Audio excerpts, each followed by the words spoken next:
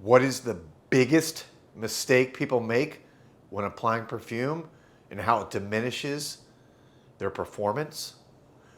I've dissected it, found out how to fix it, and I'm going to show you what to do next.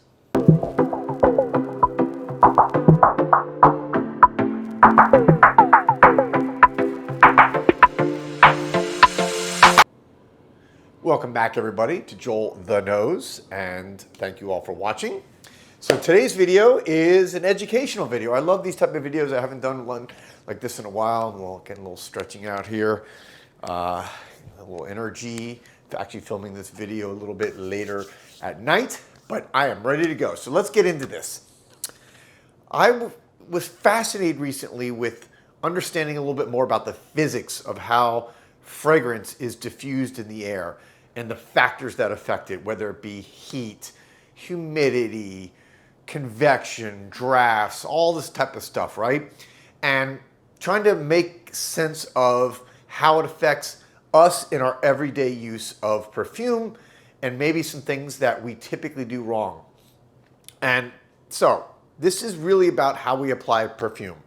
And I think, I've done videos before where I think are the best places to apply it, how many sprays. Again, that's all kind of, personal. Although there are some general rules, most people, and again, you can look at the physics of this and look at the science behind it, will agree that you should apply to your pulse points because that's where you generate more heat in your body, like the inside of your elbows, your neck, your throat even, wrists, inside of your wrist, because this is where blood flows, the pulse pumps, and you generate more heat. The more heat you have, that causes the molecules in the fragrance to actually evaporate more quickly so you can actually smell it, and that's kind of how fragrance works.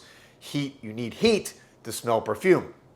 So that's, all pretty basic general stuff. But then I thought about this, and we all want that great scent trail, that sillage, the French word looks like sillage, which is basically that kind of trailing scent as you're walking or around you as you're kind of moving, depending on, again, where you spray it. And we all want that because if you're sitting there at work all day or sitting in your office, you're sitting at home, and you want to smell your perfume, right? You want to smell it where it's just kind of wafting around you in the environment you're in, and hopefully making other people happy by smelling it too and enjoying your perfume and therefore getting compliments. So there's something that I thought about that's really not talked about that much. You very rarely see people talk about spraying the lower half of your body. Now, some people do it. You'll see some people kind of spray on their legs or maybe whatever, their dress if they're wearing it. But I'm telling you today, based on what I've been reading and my understanding of the physics behind it, you should implement spraying your lower body in your daily routine whenever you spray perfume. It is actually vitally important. Why? Number one, the back of the legs. So the back of the legs, I'm wearing shorts today for this video. So the back of your underside of your knees, that's a pulse point. So spraying there is going to help generate heat to help diffuse and, well, not diffuse, to help basically ignite that perfume so you can smell it. Okay, so that's one basic reason. I think that's why a lot of people already do that. Second thing, I also have been experimenting now over the last week with these techniques of spraying my ankles. So, right, as I fall down here, spraying basically my ankles. And there's arguments as whether down your feet are kind of pulse points, but your feet obviously do heat up. And it's good for the summer when your feet maybe get a little bit smelly maybe, so you get a double benefit of covering up maybe some smell down there or masking it a little bit. So that is the second benefit. But the real reason why I believe, and I've tried this and it's working in practice, and it's why I'm recommending it to everybody out there. When you spray, again, let's just say the back of the legs, the knees, you are now creating, let's say you've also sprayed the back of your neck, maybe even your head. Some people spray their hair, use hair perfume, your arms. You're now creating a full scent bubble. You're now not just having the upper half of your body, you're now got your lower half of your body. And why is this important? Well, when you're walking, think about it. You're now creating a full trail from head to foot. So you're now going to create this amazing scent trail that's complete and not just top heavy. Why is that important? Because whatever environment you're in, whether it's inside, outside, the diffusion is affected. Diffusion meaning how the chemical and the odor basically reacts and then goes out into your environment around you. And so that diffusion is affected. If you're outside, think about it. You're affected by the winds that are blowing around. If you're inside, there's drafts. So the air conditioning, you know how, depending on where the vent is or if there's a fan in the room, it's blowing either up here or blowing down low, or maybe hot air rises and is bringing air up. So if you have perfume on your lower half of your body, say your legs, your feet, that now gives you a chance for that to diffuse and rise up, especially if it's in hotter conditions. Hotter air, it's going to cause more rising.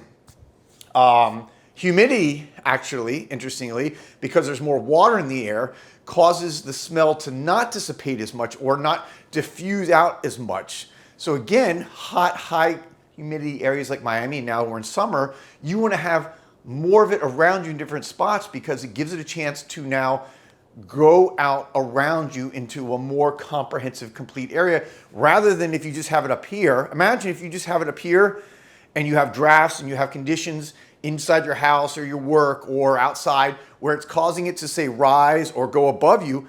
So you're just smelling it for a second and then it's going.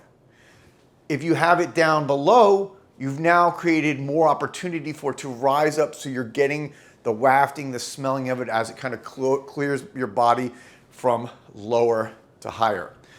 And so again, you're now creating just a vortex, more chance for you to enjoy that smell, more chance for you to have a better sillage, a complete sillage, a scent trail, scent bubble. This was like, literally like, I've seen the light, because then I tried it and it absolutely works. It's so simple. Even from laying on my couch, laying flat on my couch or on my bed, and the fan that was blowing above was causing it to blow, so the wind was coming from my feet up to my head, and now I'm smelling it a lot more because it's blowing it up that direction. Whereas before, it was blowing it off my body, away from me, when I only had it on the upper half of my body. Again, these are just, it's amazing when you think about it, just taking a little understanding of physics and then applying it to just common sense wearing a fragrance, and you can see how this just totally makes sense. And then I tried it in practice for last week, and I'm enjoying my fragrance in a whole new way because I am enjoying it in a more consistent manner, and I'm smelling it more, and it's getting out into the world more, if that's what you want. I like having a scent trail. I like having a sillage. And by the way, perfumers and perfume brands spend a lot of money trying to get that sillage. That's very important, at least in the industry. So there you have it. My little epiphany that I think will change how people wear fragrance. If you have not been doing it already, put it on your legs. Specifically, I suggest back of the knees and ankles. So add 4 more sprays, 1 to each leg, 1 to each ankle. It's gonna change how you wear fragrance. It's gonna change how you enjoy your perfume. I'm telling you, try it. Try it for a few days and let me know in your comments your experience from it, all right? Hope this was helpful, and I love doing these type of videos. I am an attorney. I do love research. I do love studying. I do love learning, and I love this stuff. So I hope you guys are getting enjoyment out of it. If you're not following me already, you can subscribe, you can ring the bell for notifications, you can like the video if you really found this useful, and I hope you did. And I really thank everybody who is already subscribing to my channel. It means the world to me, and it inspires me to continue creating more content. And remember, don't be a wimp, spray like a pimp. You know the rule, don't be a wimp, spray like a pimp.